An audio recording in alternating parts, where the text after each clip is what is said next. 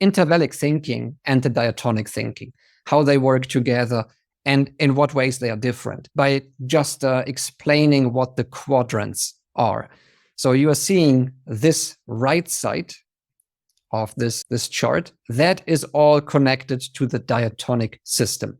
On top, we have melodies, everything that is based on line writing. And in the diatonic system, we know that diatonic means pertaining to a scale.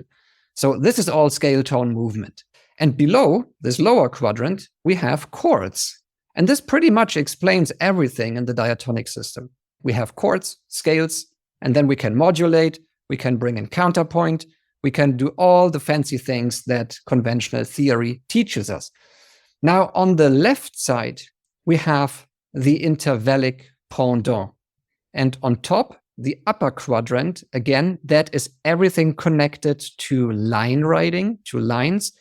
Everything down here is connected to vertical structures. And I'm not saying chords purposely, because chords are just one aspect of the vertical structures.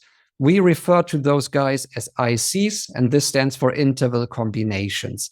And you can pick any IC. The chords are typically scale tone thirds stacked on top of each other and in different positions, like the position of the root, first inversion, second inversion. According to the diatonic system, chord tones are the odd numbered scale tones. 1, 3, 5, 7, 9, 11, 13.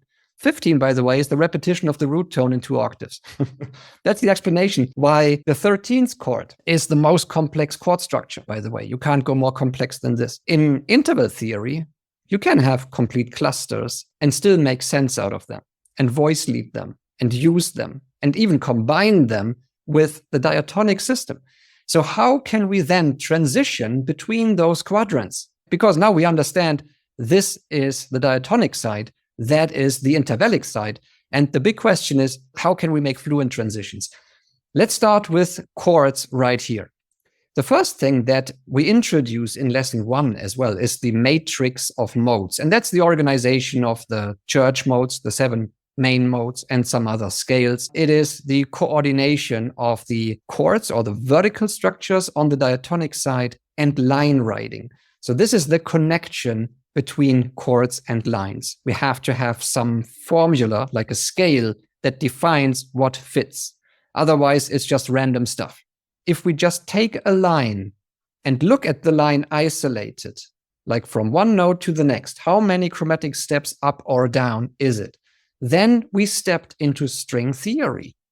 And string theory is the terminology we use for everything line-based. This all connects to string theory because it's a little string. It can be a long one, but usually it's just 3 to 8 notes, because that is what you can comprehend and remember as a motif.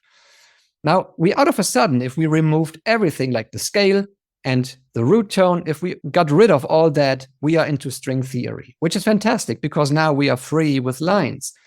Now we can use those strings and transform them from horizontal to vertical, because the distances can appear sequentially, then we have a line, or they can appear vertically, then we have a vertical structure. And we stepped into the world of ICs, interval combinations. Now you might be wondering why I call them main ICs, because this obviously excludes some of them.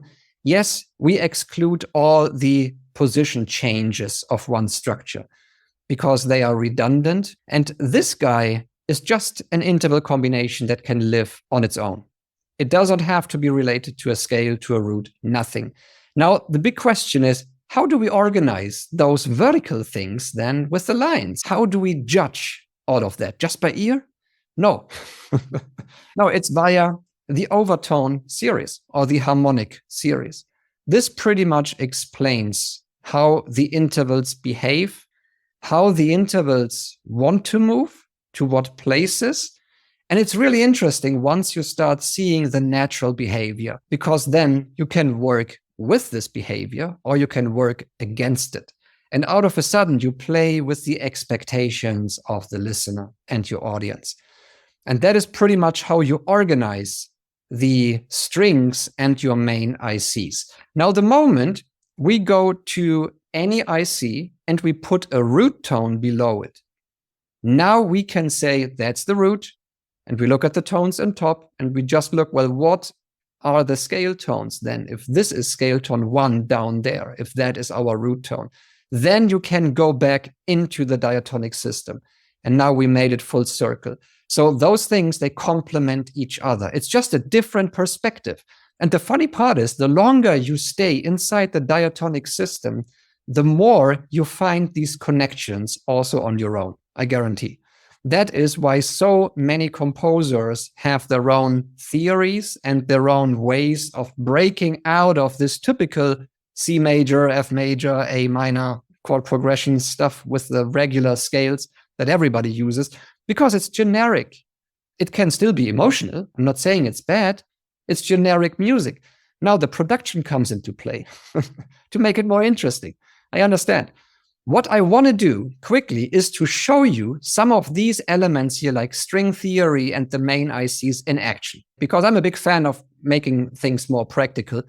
I want to show you a piece from lesson 6, and that is line writing. But those lines, they develop a life on their own, each of those lines, and they weave together to vertical structures. Absolutely. But they do it in a way that I only follow 2 guidelines. The first guideline is avoid doublings in octave positions. And if you do, then make sure that the 2 lines that stepped on the same note in an octave position move in contrary motion to each other. That is either towards each other or away from each other. And by the way, this is a rule or a guideline that came from choral writing. And everybody who studied formally knows this, because the moment you step on an octave position, you reduce the number of perceived voices. Out of a sudden, you moved from, let's say, 3 voices to 2 voices that the audience will perceive. Another guideline, that's the second one now, is try to avoid 13ths. And 13ths are 13 chromatic steps between 2 notes vertically. The reason why that is a dissonant interval, it's not part of the overtone series. It doesn't show up, which means the moment you play it, it's dissonant. And all the jazz guys now scream out of a sudden, hey, Frank, that's a flat 9th chord. What you are talking about, this sounds beautiful. And I'm playing this all day long and it's fantastic. Yes, you are right, but guess why it works in the context of a flat 9th chord? Because you usually have scale tone -7 below it as support. If you remove scale tone -7 and only play, for example, a C and then a D flat in an octave position, it sounds very dissonant. And that is the reason why it doesn't work. Put it to a test and give 2 singers this 13 interval to sing. Those 2 guys, even if they are professional singers, they won't be able to intonate into a 13 easily, because it's so dissonant because of the overtone series. It's not in the sonic world around us. So this piece is just following these 2 guidelines, and all of the notes that we are looking at, they are actually scale tones.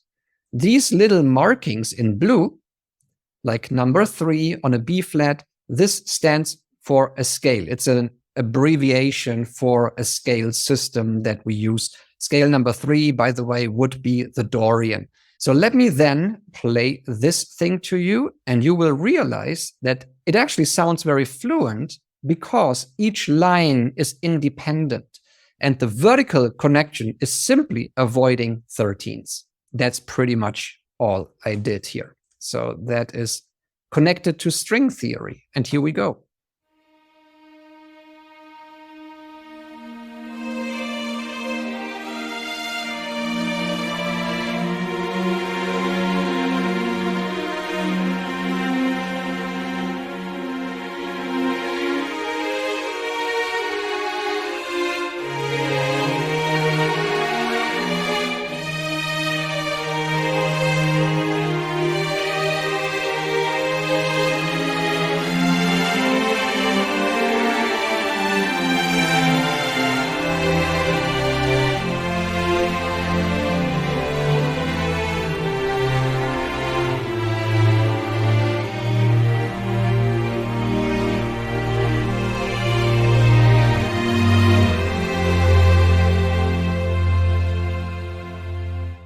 I hope that you did hear those little strings show up, like the shape of this guy up there is pretty much the same as the shape of this guy here in the alto voice. So it is a lot of copy pasting.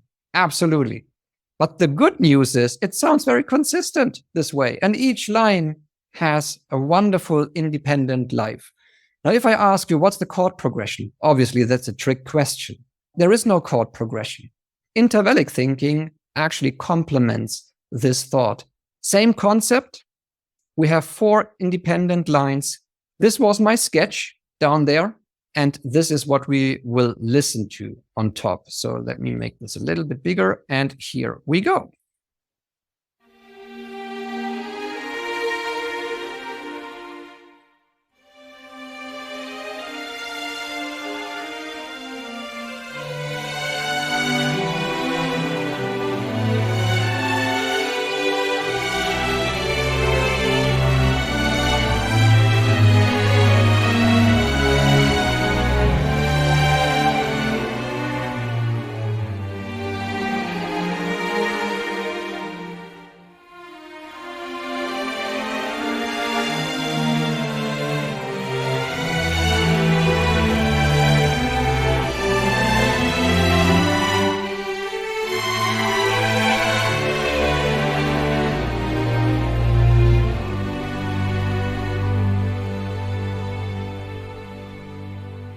Yeah, again, no chord progression, nothing in there. But harmony, yes, of course.